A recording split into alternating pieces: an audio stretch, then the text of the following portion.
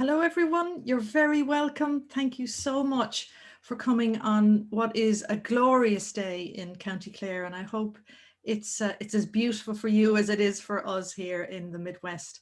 And thanks for joining us and taking time out of, I hope it's not too busy a day to talk about resilience, and that's the topic we're going to be talking about today.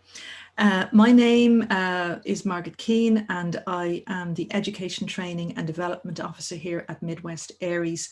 And ARIES is, as its name suggests, Advancing Recovery in Ireland Education Service. And we operate out of the Midwest, that's Clare, Limerick and North Tipperary.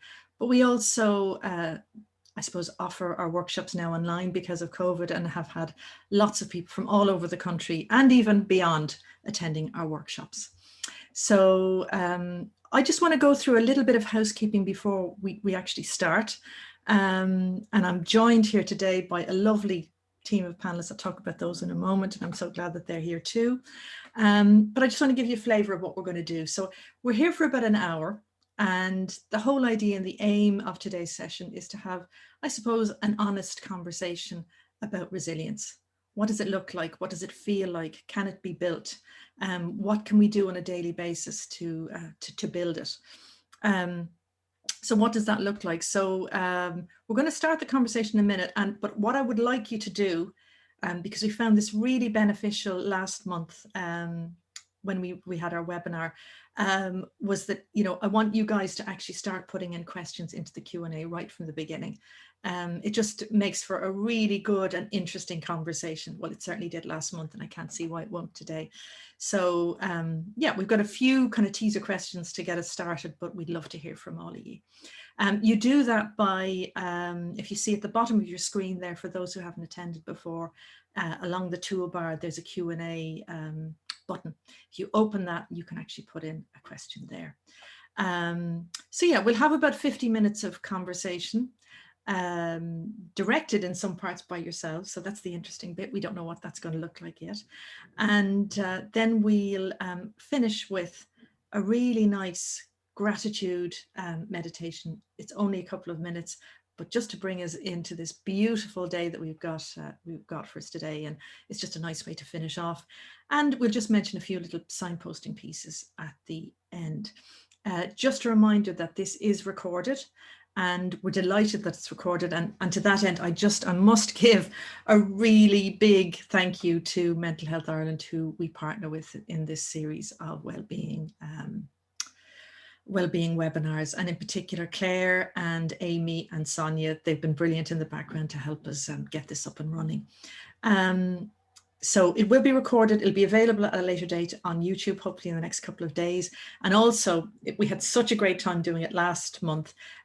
We'll be converting this into a podcast as well, so that you can listen to it at your leisure, either on, Spotify, Apple Music, or anywhere you get your podcast from. And that goes under the Wellness Panel. So if you want to check that out, we would love to have you as a listener there. Because we'll be adding to that as well, other different little bits and pieces over the coming months. I think I have everything there, but I'm sure my team will remind me if I've missed anything.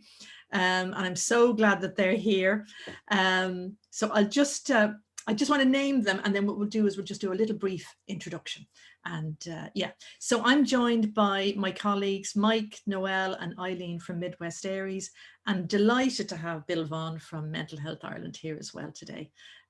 So I'm just going to, I'm going to start with Bill. Bill, do you want to say hi and just introduce yourself and just tell us a little bit about your role in Mental Health Ireland before we begin? Okay, thanks very much, Margaret, and thanks for the invite to talk. I'm Development Officer actually up in Donegal, but I'm just covering for the Development Officer that would cover the Midwest, Clare.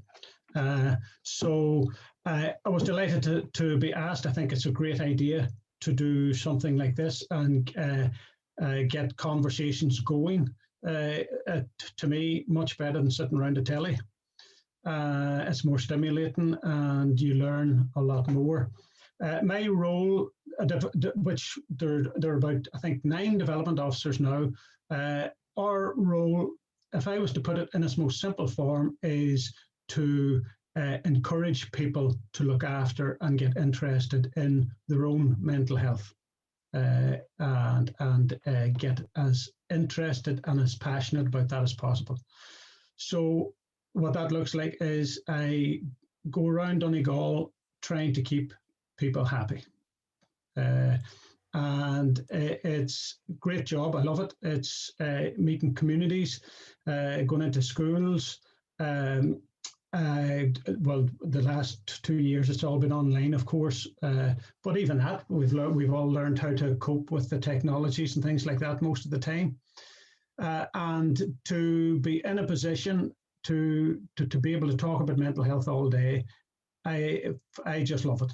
I think it's fantastic, and it's a great organisation to work with.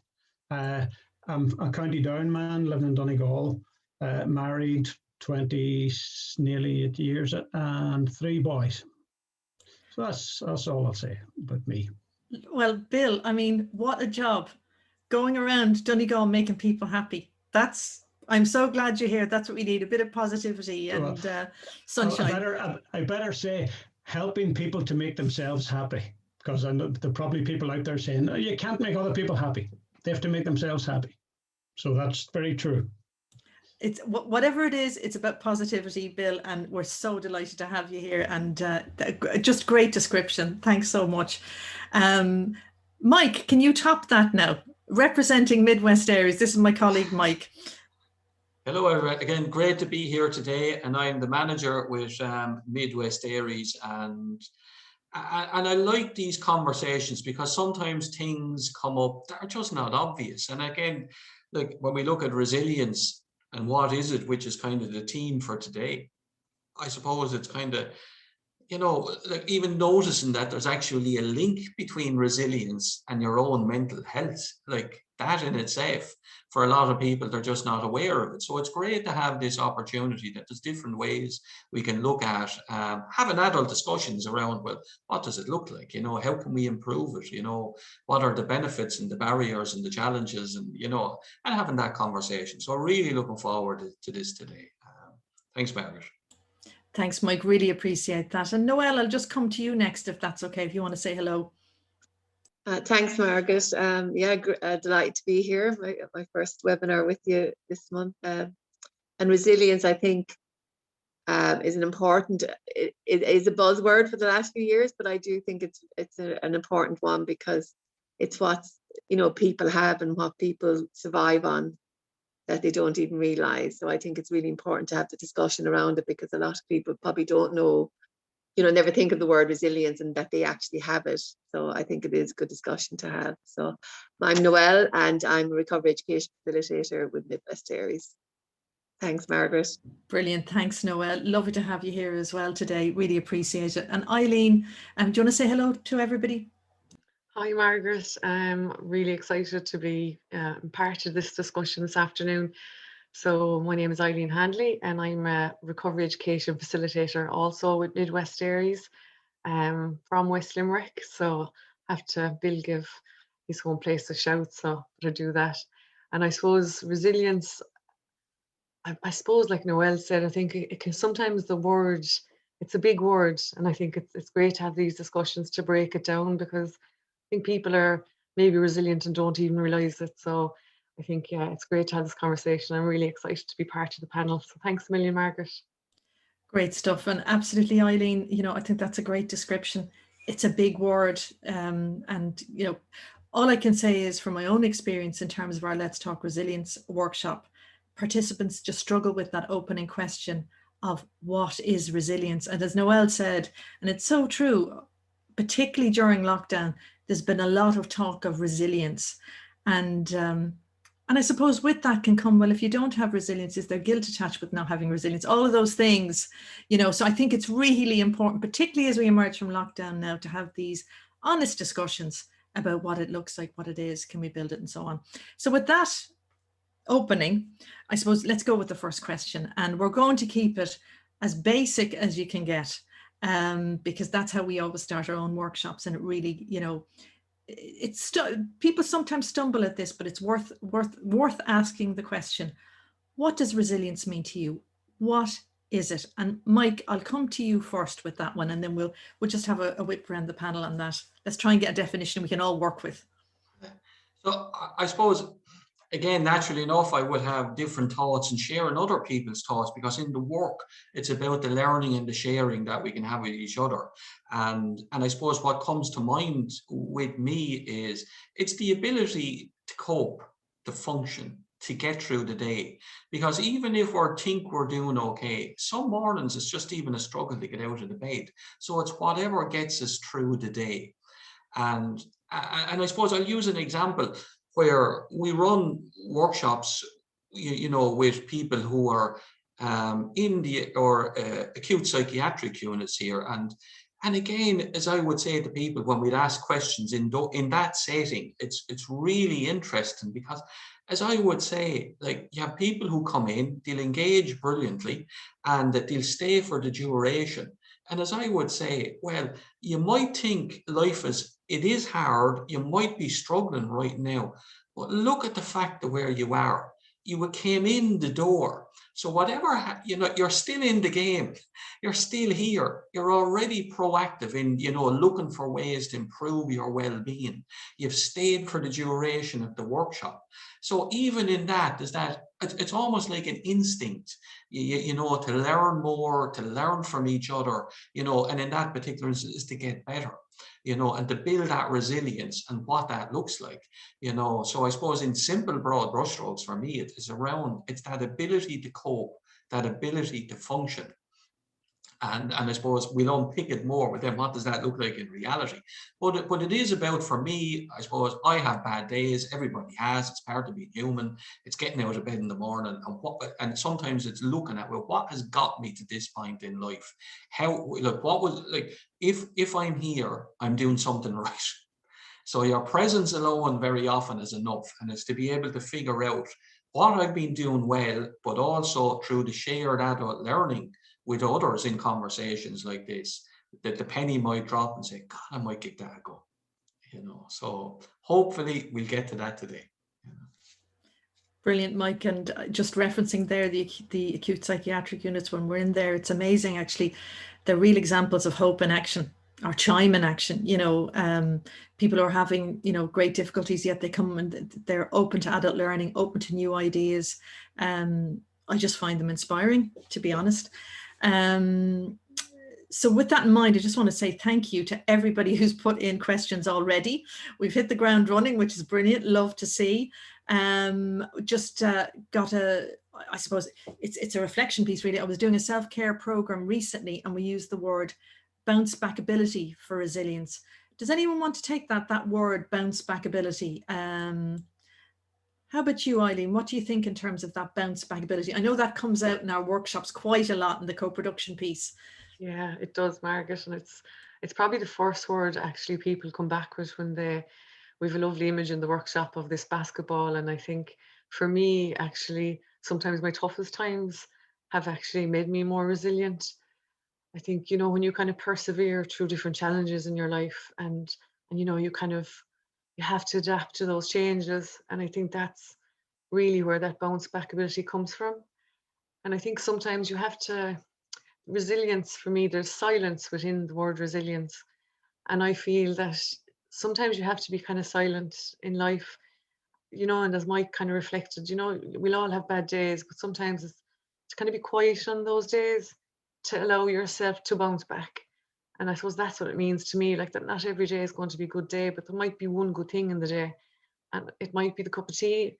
It might be, you know, I always think with life, it's the simple things that are the things you enjoy. And it's, you know, go again tomorrow. I think that's what it means for me, that bounce back ability piece, that having the hope and the faith that you can go back again tomorrow and face those challenges. And, you know, it is kind of like a road and a path, but I think that's what it means to me. But you kind of have to be reflective as well. And it gives you an opportunity to kind of reflect and go, well, maybe if I'm having a bad day, there's something within that I can learn from and maybe make some changes. And I think that's really important when being resilient. So I hope that kind of captures More than captures, Eileen. I love that, and I have heard you before say that, and it's been a while, and it just lands with me every time you say that. When you say that silence piece, you know, it really just, you know, having that space to think about yourself and can almost connect with yourself. How am I feeling? What are my needs right now? I think that's a really important part of resilience. So no, thank you. That was absolutely brilliant. And I suppose just my own reflection on the bounce back ability piece, and I don't know if anyone will agree with this. I remember the first time I saw that, and my immediate reaction was, I'm not so sure about that, because of that kind of elastic band type reference to it. And sometimes your bounce it might be an up and down. It might just be one bounce. It might be several, and it might be slow. And I think it's really important that we kind of recognize that, I suppose, well, for me, my reflection is that it can be different for everybody. And whilst if we have that expectation that we have to bounce back immediately, that can actually undermine our resilience in some way. Does that make sense? Does that, Bill? I don't know if you want to come in on that. What's your thoughts? Yeah, just listening to that, I'm thinking a vision came into my mind of an egg. If I took an egg out of the fridge and kind of tried to bounce it down in the ground for a bit of bounce back ability, I'll be in for a shock. And in that, all that Eileen said, I would agree with, is true. You know, that that does kind of give a good example of what resilience is. But you know, sometimes the tough times can last, and you know, if we have this expectation, say if I hear from other people, oh yes, bounce back ability, and maybe I've been depressed for 4 months, you know, it can be very hard for me to think, well, when is this bloody bounce back going to happen? Because I've been struggling here and feeling awful for ages, and like that's also resilience, you know. Okay, there's no bounce back in it yet, but you know, for the person who's getting up with huge debts day after day, or maybe a single mother with 3 kids getting up, you know, and feeling miserable, but doing all the things necessary to look after those kids and stuff like that, you know, that'll be some examples of the fact that you know, resilience. You know, it's not just all about the bounce back ability. It's about, like, sometimes putting the shoulder to the wheel and just, you know, using the support that's out there and reminding yourself, sometime this shall pass. Maybe not today, maybe not for a while, but it will pass. People are telling me it. I mightn't feel it myself, but people are telling me. Eileen, picking up on what Eileen said there too as well, about tough times, learning nearly more from tough times. If I was to use an analogy with regards resilience, I always see it as like sailing.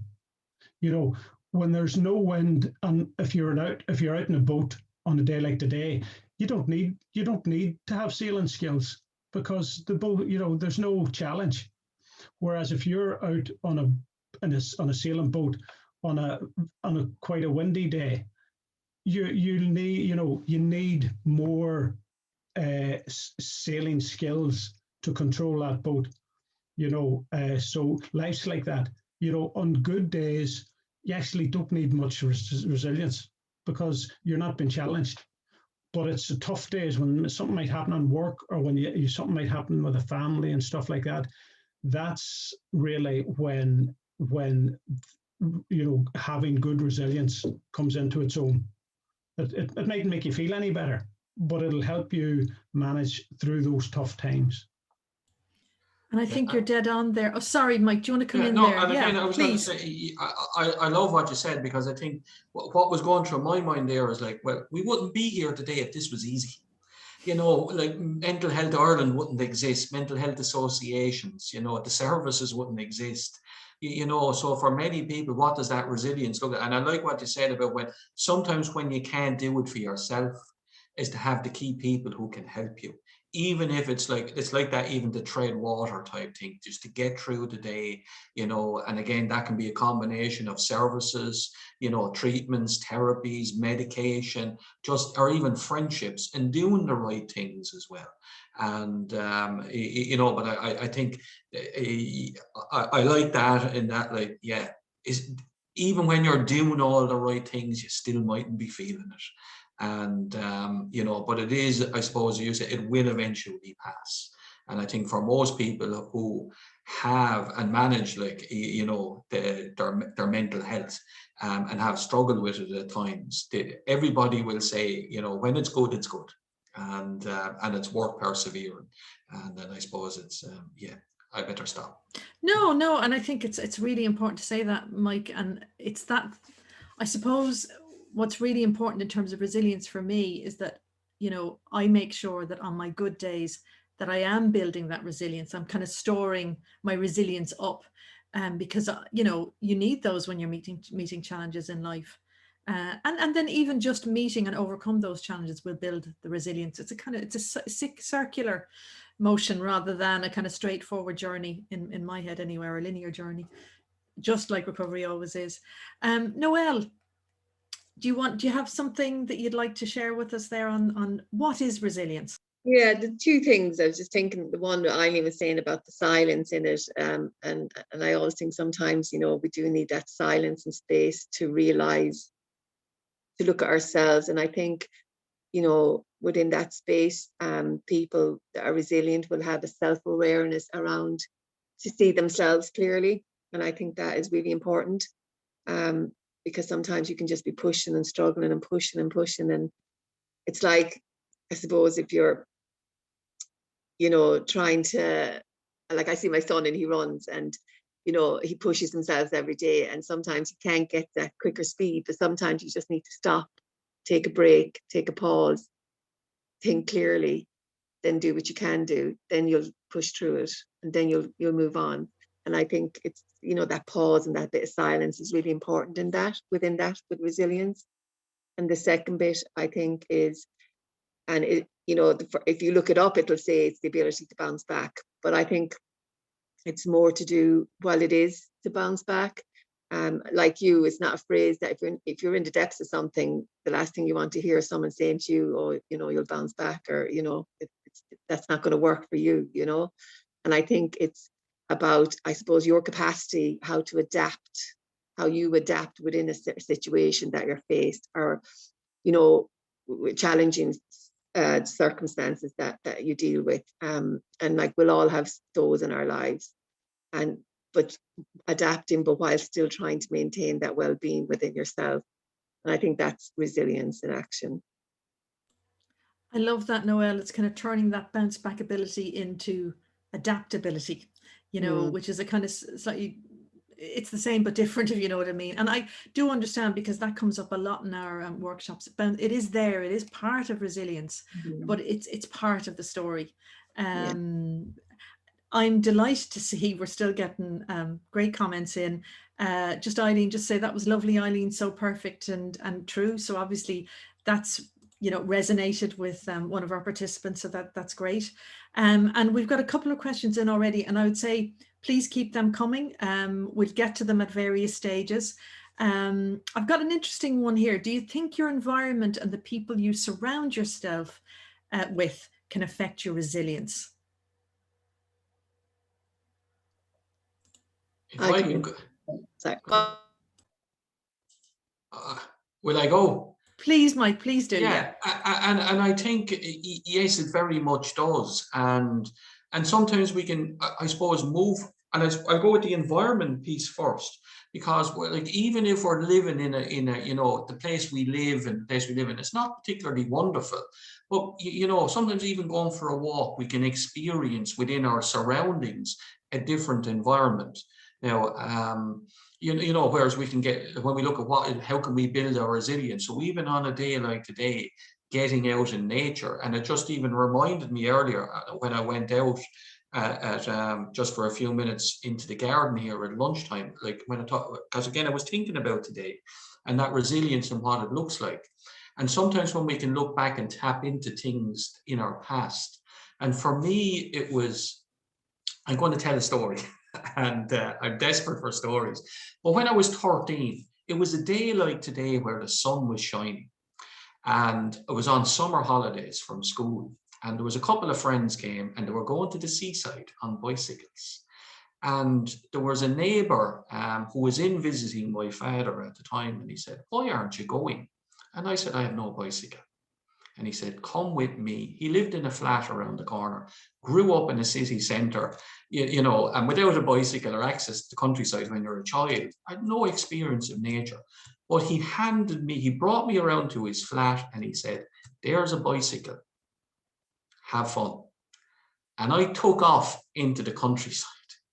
And it was like being in Disneyland, that experience for the first time, and even being in nature. So, and for me, even today, we'll say, and I grow wildflowers in the garden. It's another thing I do. I have monster foxgloves there. And I went out at lunchtime and I'm going back. This was something, that joy I experienced as a child, that is now one of my resources to help me maintain my resilience today. And even at 1:05, I was in the garden watching bumblebees crawling around, gathering nectar on the foxgloves.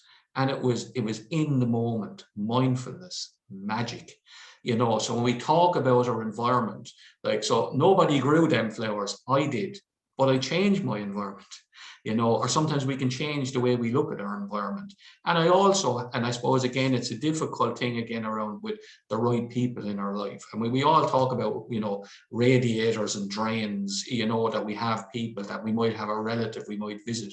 And every time we go there and we come out of the house and we'd say, God, there's magic in there. I don't know what it is, but I always feel better. You know, so we have people like that now. So it's to identify where in our environment we can build our resilience, and also the same thing with our people, you know. And very often if we don't have that, we can still build it, and that's the beauty of it. So not like we can just change our environment, we can change the people we have in our life. So by joining like-minded groups like mental health associations, you know, GAA, you know, flower arranging groups, it doesn't necessarily have to apply to that, and that's building all of that. I know I couldn't resist the question. I jumped in, I went for it, I better stop. But we can do it. Like it's in us all to do that. You know, but it's to be able to see it back to the reflection, what Noelle and Eileen was mentioning earlier as well there, you know. So again, that pause again and sit with stuff when it's not happening. But like if you persevere and will.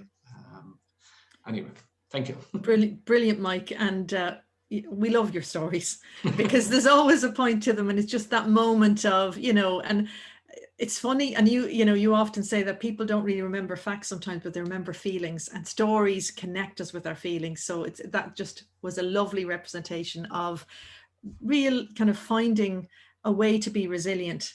And that was an act of kindness. That was through obviously an act of kindness, somebody who was a positive influence in your life. Would anyone else like to come in on that in terms of, you know, an example of and how your environment and the people you surround yourself could impact on your resilience? Eileen, would you like to take that one? I'm adapting Mike's, and I'm going to tell you a little story about my environment. Is such a great question. I remember it was 2011 actually, and it was the first time I did a meditation course, and it was down in Zogginbera. And one of the questions actually was just what the person had just asked Margaret, you know, about our environment, you know, that we were going back to maybe inner city living or apartments. And, you know, how do we recreate this lovely, beautiful scene, you know, meditating, looking out to sea, you know, and everyone was really struggling with that. It was great to come away for a weekend, but how did we bring that home? And I just thought, it just reminded me, this question's reminded me of that weekend. And I think going back, I'll be honest, I was kind of sad going back, thinking at the time I was kind of living in a very small flat, we were saving up. And I thought, I was so sad that night. I thought, look around me. But then I thought, you know what, if a bit like Mike said, I can try and create something, create a little space. So within that little flat, I just created like a little, my incense and different things, and put up a poster of the sea. It wasn't the same, But, you know, it was just kind of that adaptability piece. And I think with resilience, it's all about that. You know, I don't live near the sea. We're landlocked in Limerick. You know, we have to go to Clare to the beach and further field. But I just think that it's kind of, and that's the adaptability piece, that like, okay, I can't live in West Cork, but you know what, I can create a little corner of my home to be that little refuge and that space. So, and I think we can all do that once you kind of, and again, it's like that challenge piece, Margaret, that when we're kind of set with a challenge to find kind of, to adapt our environment. And again, like Mike and Bill and Noelle have all reflected, like none of this is easy, but it's kind of thinking, well, what do I want actually? If I can't get to West Cork every weekend, right, I can put up the picture of the sea, I can light some candles, I can make my environment a better place until the next step. So I think it's all steps. So I hope that makes sense. You've just transported me back to Jug and Barra, and I'm not saying it the right way, but I've been there, Eileen. I know exactly what you're talking about. It is a piece of heaven on earth. And if anybody ever has the opportunity to visit, and if that's your thing. So thank you for sharing that. You certainly put that in my head in this beautiful day today. And I love that, you know, you're talking about building it for yourself. Like that could have sent you back to Limerick, you know, almost depressed, going, my God, I've got another 2 years of saving, or whatever that looks like, whatever that was for you at that moment. But actually you turned it around, and that was real resilience in action, I think. And I think also it speaks to connecting with yourself and connecting with what your needs are, and they'll be different for all of us at different points in our life. Does anyone else want to come in on that, in terms of, like, that's obviously positive examples of when people can really help us to build our resilience. Does anyone want to speak about the negatives of that, and how people and environment can interrupt our resilience? There we go, Bill. Yeah, I can remember a few places that I've worked in. I worked in a factory in Letterkenny. There were 800 people in it, and there was no windows. It was making polyester yarn, a big American company. And so when you would go in, you'd be doing 2 weeks night shift, 2 weeks day shift. You'd be working for 12 hours, just standing at a desk, staring at yarn. And it was a tough job, but what really affected, you know, the resilience or self-esteem and stuff like that would have been negative people. Mike touched upon it there, the radiators and drains. You know, you might have say 20 people on your shift. 18 of those could have been, you know, positive people, you know, respectful, polite, and you would have 2 negative people. But that negative attitude, when you're with it for 12 hours, you know, it takes its toll. And I remember, you know, I was in there for 3 years, and I can remember that, you know, just when you were saying that, can anyone think of the negative side of that? And I think it's the same too for, you know, a lot of people when they look back to school days. You know, they can think of great memories and, you know, happy memories, but at times where, you know, they would have been influenced in a negative way by other kids, you know, just being nasty, bullying, or it might have been by a teacher who maybe was very stern, you know, very cross, not necessarily, you know, bad or abusive, but just, you know, was stern, and that would impact on the person's capabilities of being resilient. Because an important factor, and I think we'll probably be touching on in a while, is if you don't know what resilience is, if you've never been taught it, you might as well throw someone into a car who's never driven and say, right, why can you not drive that off there? You know, but if we're not taught about it, it's going to take a lot longer to learn. And I suppose I just want to follow up on that, Bill, and Noelle, to you as well. I suppose in terms of background, and you hinted that in terms of school and so on, but again, reflecting on our own workshops and what comes up from that, and it's the role of the family and upbringing. and how that can be a positive influence on mental health and building resilience and all that looks like, or a negative, and or even individuals within that family. Does anyone want to talk a little bit about that, or they feel comfortable talking about that? I think I might just come in there. Yeah, I think like if you have that environment surrounding you, that, and maybe within, not every family is a happy family, and you know, but as an individual then is finding, I think with resilience is you have to look at connection, wellness, and finding meaning and purpose for yourself. I think they're really strong components of resilience. And I think, you know, if you have that unhappy home life or a school environment, you know, try and find that one person that you can connect with that's a positive influence, because it only takes one person that you can help you to, that will have empathy and understanding of what you're going through. And I think that can help you in the moments that you're feeling struggles, or that you might be getting that positive impact at home or in school life or wherever, and find that connection, you know, whether it's maybe in school, it could be a school counselor or one teacher that you connect with, or at home, one person. Like Mike, you said, you know, you still remember that neighbor of yours, you know, from when you were 13, like, and that huge impact that they had on you. So it just takes that one person.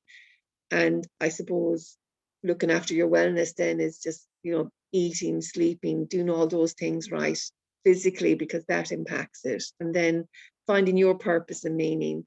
So like Eileen said, she brought her little piece of heaven back to her house, to her, you know, and it's finding what is you're passionate about, like Mike with his garden, his flowers, and you know, it's finding what's good for you and what works for you. And even if it's only something small, it doesn't have to be a big major thing, just something small that's going to keep you in that positive little place, and that's your little positive environment.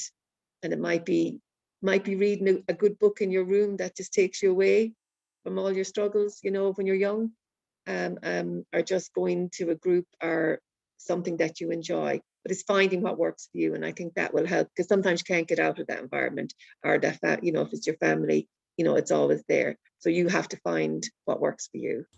If that makes sense. It does, Noelle. And listen, thanks for, again, I just want to make sure that we get the opportunity to answer all the questions that are there, and the ones that are there we will get to.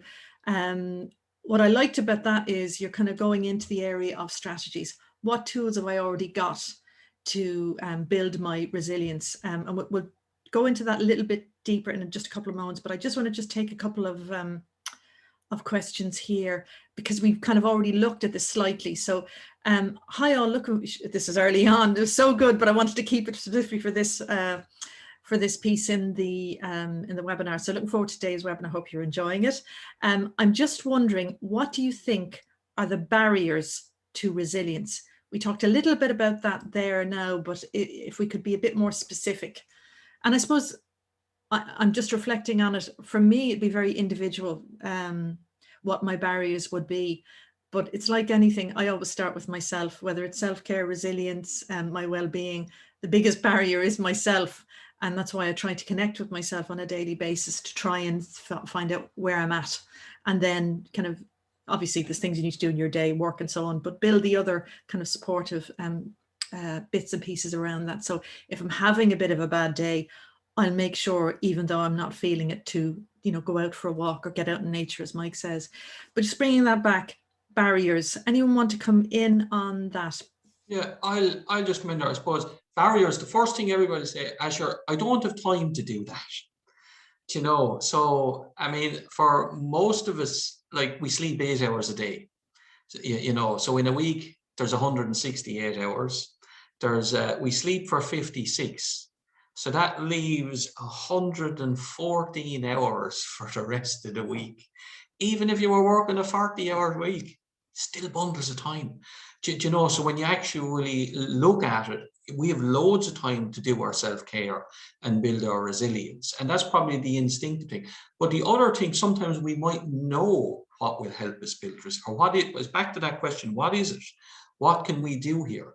And I use the prime example. You might be saying, oh, he's talking all the talk there. I remember the first consultation I had with a psychiatrist. I sat in that office. The conversation was, you're getting medication. I'm going to help you.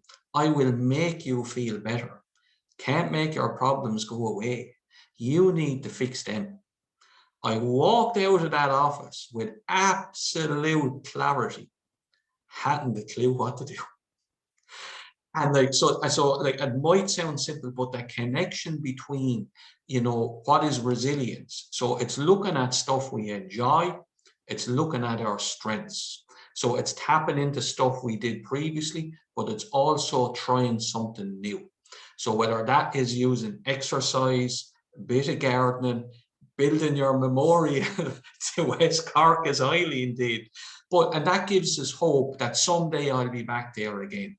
You know, so plan something for the future, you know, and as Noelle correctly said, doing the right thing, you know, as regards diet, you know, planning your day, you know, like, and all of that things, sleep, you know, and as Bill said, sometimes just like sit with it, you know, just wait, you know, don't beat yourself up if it's not happening. So even self-compassion, that can help build our resilience, you know. So doing the right things, as Noelle said. But again, look at what you enjoy, because like me tell you, what you need to do is you're wasting your time.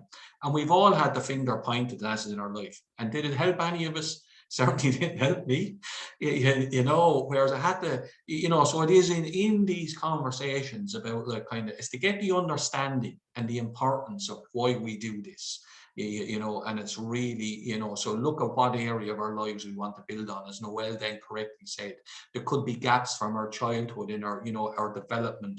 You know, it could be education, you know, it could be just even around feeling safe and secure, having loving relationships. So whatever that looks like, and the beauty of resilience is by doing the right things, we can build it. You know, so again, I don't want to sound like I'm pontificating, and but yeah, and I think, but it's important to be able to recognize the balance between, you know, that we have to be proactive in it. You know, so even when we look at the number of participants we hear, these are people who say like, well done for turning up today when the sun is shining. If I had a choice, would I go for a walk on the beach or go to this, you know, a resilience webinar? I don't know, you know, because as I say, like to build my resilience, that's what I would do. You know, so hopefully the people here today can learn and take away something, you know, maybe even just to start the thought process. So it's that reflective piece again, as Bill said, sit back, think about it. What do I need here? You know, and it might be just waiting, you know. Anyway, I better give someone else a chance. No, thanks, Mike. And I suppose there's a couple of questions there. I do want to finish out this barriers one because I just want to make sure that we've captured everything in it, because it's just to, and I think Eileen, do you want to come in on that? Did I see your hand raised? Yeah. It's just something Mike said there, Margaret. I think for me, it just actually made me realize it's the kind of unseen and unseen barriers. And I think for me, a lot of the times was, like I was the first person in my family to go to college. You know, when you're kind of, we're all grew up in different families and different communities and different, and I think we can kind of self-impose barriers that it's just with Bill, it reminds me, like I worked in a similar factory years ago, and I kind of had this own glass ceiling for myself, that this was the expectations for my life, you know, this is how it was going to go. But I think sometimes, you know, there's seen barriers and unseen. You know, if you haven't seen something in your family or in your friend group even, or, you know, even your locality, you kind of think, well, that's not for me. And I think that can be a bit of a barrier. You know, I mean, I don't know Bill, but, you know, I know Noelle and Mike and Margaret, and I know, you know, the journey through lives, you know, because we've shared parts of our own, you know, journey through mental health and getting to now work in recovery education. And I just think it's kind of, sometimes it's good to sit down and kind of look, well, what my own self-limiting beliefs about myself? What, you know, is this an actual barrier, or am I putting this barrier in place? Because I thought, oh, you know, college isn't for me. But then I decided, you know, I was working full time. I thought, you know what? I could go back to college the weekends. A bit like Mike said, you know, there is those hours, but I kind of looked and I thought I was putting the barriers on myself, Margaret. So I kind of just wanted to add that. I think there is. I love that, Eileen. I really love that, because again, it speaks to mindset. And I suppose it's balancing that with not beating yourself up about not having the time, because sometimes you need to be ready.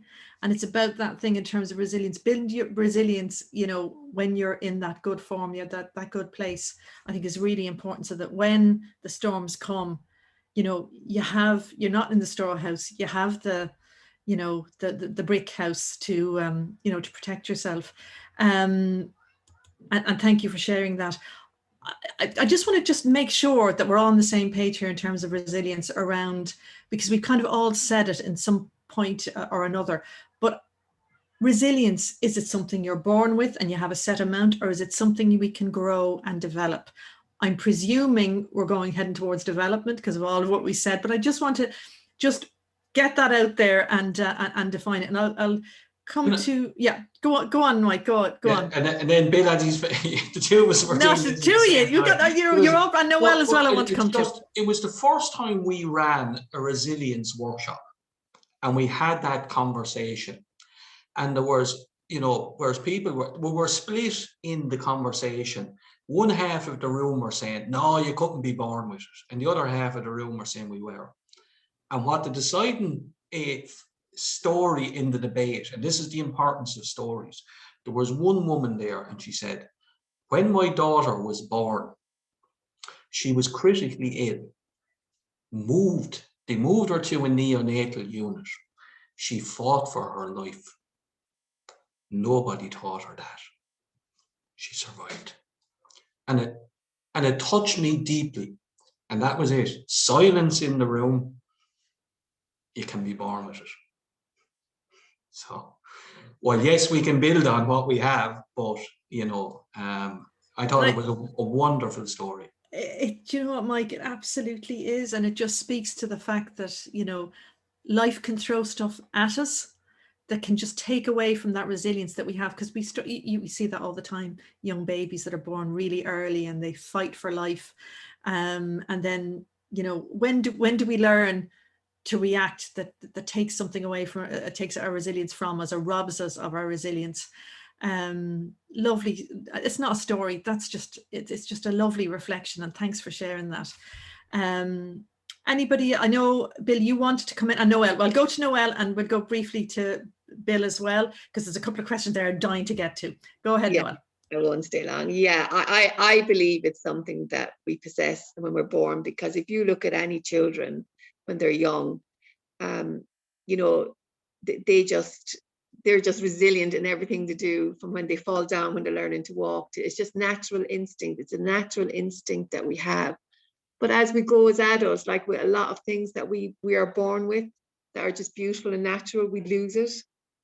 Or it's because I do feel in life that we're, you know, through school and being brought up in certain ways that we're taught to be the same, and we're not meant to be individual. And then you have to go out and be an individual in the world, and it's kind of mixed communication and mixed messaging, and we lose our resilience, and we're unsure, and we possess then self-doubt.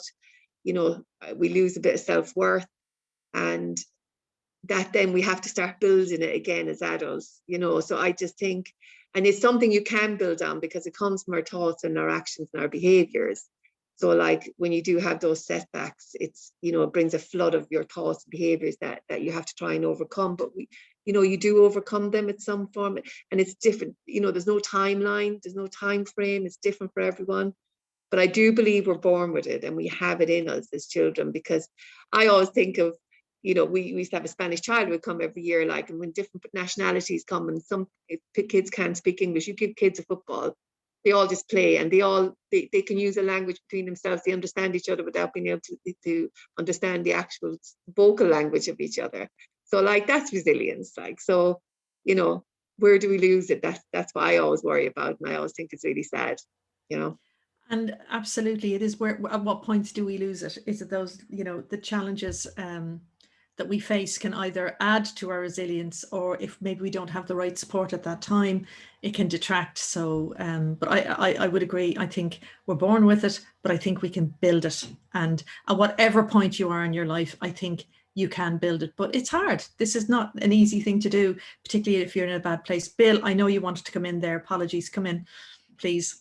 Yeah, that's very interesting. I'm enjoying listening to everyone's angle on things, and I'm going to bring in another ingredient into the mix that you don't really hear, and that's temperament traits. You know, we're all born with different temperament traits, and my view would be it's not that we're either born or not born with resilience. In my experience, I would say people who are born more sensitive, you know, on that scale, on the temperament, on the sensitivity scale, are going to have to work harder to be resilient when they become adults, because generally they have to learn it on the hoof. You know, it's not a subject in school, either in primary or secondary. So they have to learn from the challenges, like we talked about earlier, on the rough days. And when you think about it, ideally we all get protected through childhood. So the rough days, there's people to help us and protect us through that. So you're not really thrown out into the rough sea until adulthood. And if you're high on the sensitivity scale, that is much more traumatic than someone who's more thick-skinned. I would have done a bit of counselling in my time, and I would have gone for counselling in my time. I would put myself as very high on the sensitivity scale. And what I noticed in counselling was nearly everyone that comes for counselling is and was very sensitive as a child. And I think that is very, very relevant to the whole discussion of resilience. Just very quickly touching back on barriers to resilience, one would be not knowing about resilience, what it is. And second would be poor self-awareness, which was touched upon anyway by the other three when they were speaking. Those to me are huge when it comes to looking to build resilience, those two tools. Absolutely, Bill. I think the self-awareness piece is probably the biggest thing. Knowing where you're at, knowing your needs, you know, just gives you the power to keep going when, as I said, the storm hits. I just want to have reference the questions again. Let's go back to them. These two we can probably put together, because I know we're kind of tight on time, and I do want to run that little mindful exercise at the end. So I'm going to put these two together. Okay, so this is the strategy piece. What have we already got? Once you developed a good level of resilience, how do you maintain it? And just got another reflection there. Great discussion, everyone. Are there any tools or techniques you've used to build on your resilience that you use in your life every day? Again, we've kind of hit on that. So it's the maintenance piece. So we've talked about, yeah, we can build it, but how do we keep feeding and, you know, making sure that resilience grows? And a little reflection there from someone, just Eileen said, great point. I think it was, Noelle, great point. Where do we lose it? So maintenance, how do we maintain it? What strategies have we got, and what can we add to our toolbox? Yeah, and I suppose I'll just come in there again. And I suppose it comes back to stuff we enjoy, our strengths, stuff we know that works through reflection, which has come up, and that's the self-awareness piece. We have to look at ourselves to identify our own needs. And I think by trying new things, we can build more resources. Because like on any given day, well, I might say in a day like today, it's lovely to potter around the garden. But in the dead of winter, and it's dark and it's cold and it's frosty, it's the last thing. So I need alternatives. So the more things I try, the more resources I can build that I can tap into to help me maintain my resilience and keep doing that. And sometimes it might be just on any given day. It's like, I suppose, the other side of it, I have probably about 7 or 8 books at the side of the bed. And it's a bit like, not in the mood for that, not in the mood for that. Yeah, I'll read a bit of this one. So on different days, different things will work. So, and it's that keep trying, it's back to that persistence piece again. But again, just to be able to reflect that not every day it's going to happen, and just acknowledge this will pass. That's a lovely way to kind of finish. I know there's loads more we need to add, but I would like to actually spend a bit of time just on this little meditation piece. If everybody's happy to do that, if the panelists are happy to do that, and then we'll come in just for a quick goodbye and a quick reflection on today's discussion. Is that okay, everyone?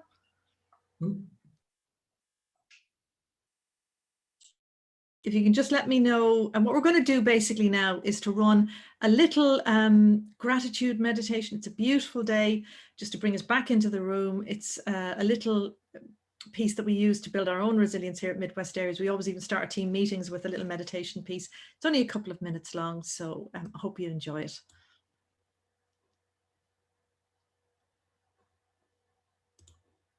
As we begin this guided meditation, I want you to just take a few minutes to ease yourself into this gratitude meditation.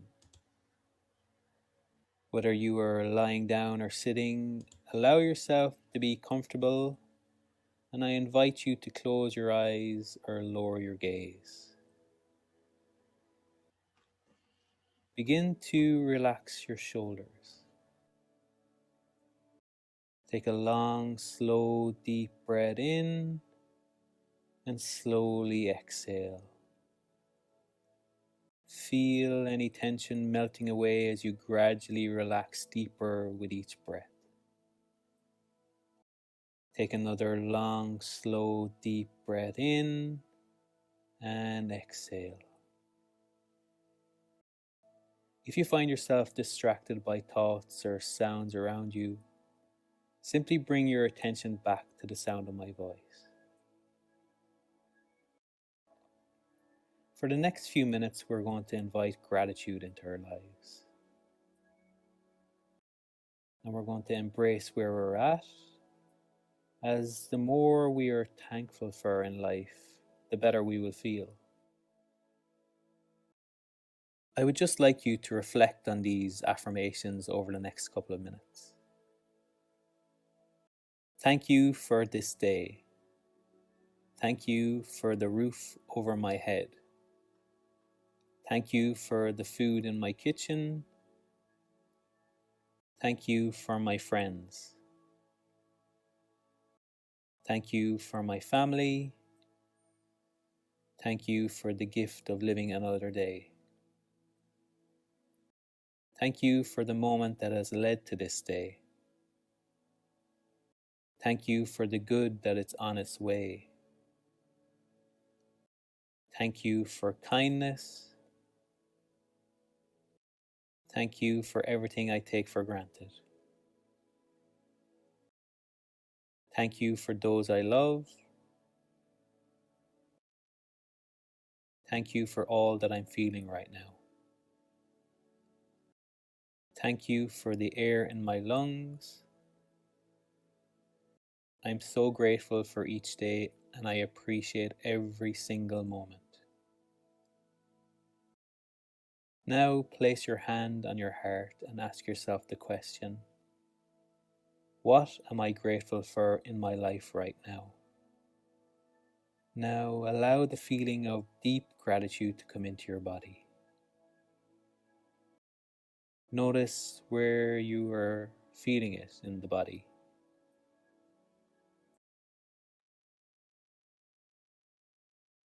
Take a few deep breaths and allow this feeling to expand. Enjoy the pleasant feeling gratitude gives you, and feel it just washing away any tension or negativity.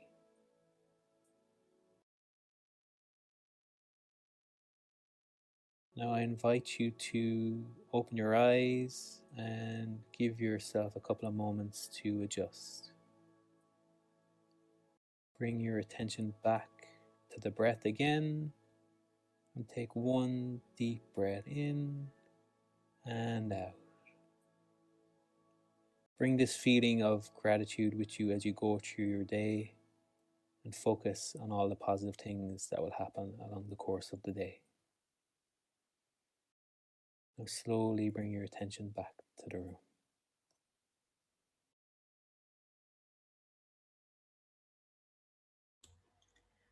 Thank you guys for bearing with me on that. I just always think it's worthwhile. We could spend a whole hour talking about resilience, and I'm sorry, we want to just put that in the end to bring everybody together.